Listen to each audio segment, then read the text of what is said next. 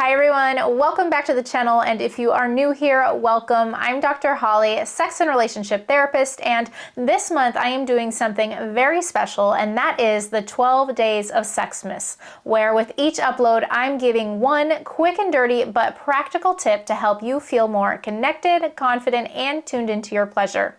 These are the same tools that I teach my clients that are backed by research and delivered in 5 minutes or less. So whether you're trying to bring the spark back, understand your desire, or just make intimacy feel easier and more fun, you're in the right place.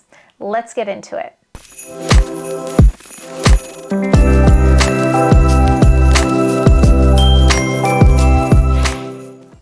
So being as today is day one of my 12 Days of Sexmas series, we're starting with the most essential skill for better sex.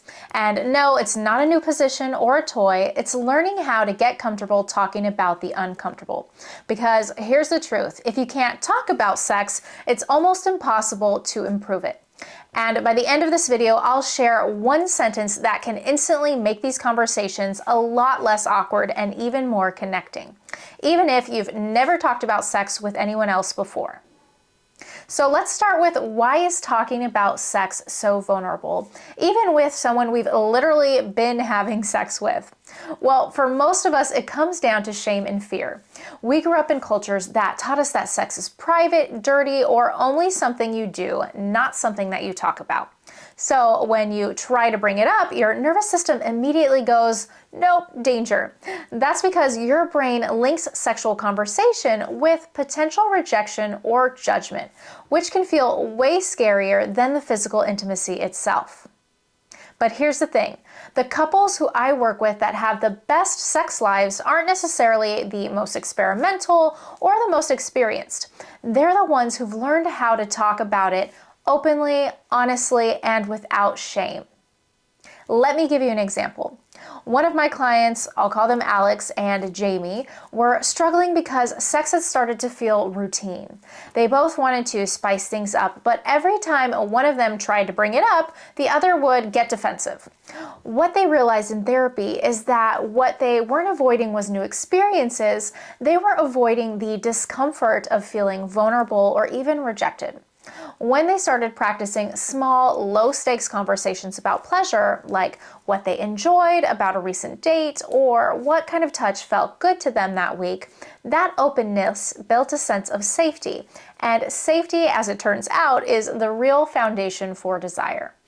So if you want to start talking about sex but don't know how, here are 3 small steps that you can take that make a huge difference. Number 1, start outside the bedroom. It's way easier to talk about sex when you're not about to have it. So try bringing it up somewhere neutral, like on a walk or in the car or while making dinner.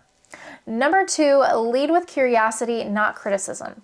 Instead of saying things like, we never have sex anymore, try, I miss feeling close to you, or how do you feel about our intimacy lately? When you focus on connection instead of a complaint, the other person can actually hear you and feel a lot safer to be vulnerable with you. Number 3, use the sandwich method. Start with something positive, like, I really love when you blank. Then add your request in the middle, like, would you be open to trying blank? And end with reassurance, like, I love exploring this with you. It's a simple way to give feedback that really works. Now, remember that one sentence I promised at the beginning of the video to help make these conversations easier? Well, here it is. You could try saying something like, this feels a little awkward to bring up, but I really care about our connection and I want us to talk about this. That one sentence lowers defenses because it names the discomfort and the intention. It's vulnerable and honest all at the same time. The more you practice these conversations, the less awkward they become. You'll start to realize that the things that you were afraid to say are actually the very things that bring the two of you closer. So if you take one thing from today's video, let it be this. Talking about sex is sex. It's emotional foreplay.